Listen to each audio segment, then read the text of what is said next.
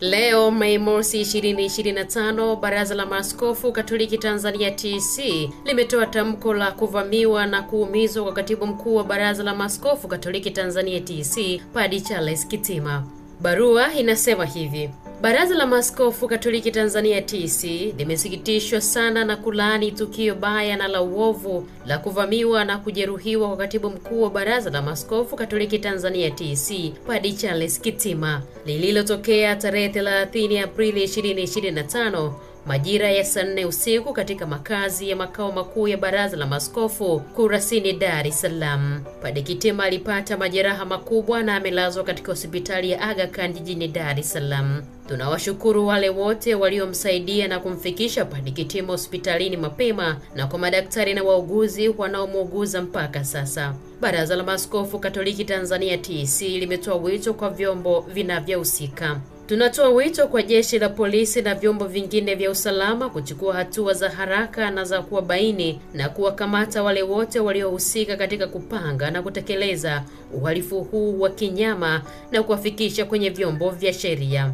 Aidha, uchunguzi wa tukio hili ufanyike kwa haraka na taarifa zitolewe kwa uwazi bila upotoshaji wowote ili kurudisha imani na matumaini kwa waamini wetu. Tunawashukuru mpaka sasa kwa ushirikiano mzuri tunaopata kutoka serikalini na kwa vyombo vyetu vya usalama. Pia tunawashukuru watu binafsi, taasisi za ndani na za kimataifa zinazoendelea kulaani na kutupa pole kwa tukio hili baya na la aibu kwa taifa letu. Tunaomba waamini na wale wote wenye mapenzi mema muendelee kumwombea neema ya uponyaji Padre Kitima, na pia tuliombee taifa letu amani na umoja. Aidha, tunawaomba muwe na subira na uvumilivu wakati tukisubiri matokeo ya uchunguzi wa vyombo vinavyohusika. Katika Kristo Mfufuka, Askofu Eusebius Nzigilwa, Makamu wa Rais Baraza la Maaskofu Katoliki Tanzania TC. Barua hii imeandikwa leo Mei Mosi 2025. Nami ndio nafikia tamati ya kukusomea taarifa hii iliyoandaliwa na Baraza la Maaskofu Katoliki Tanzania TC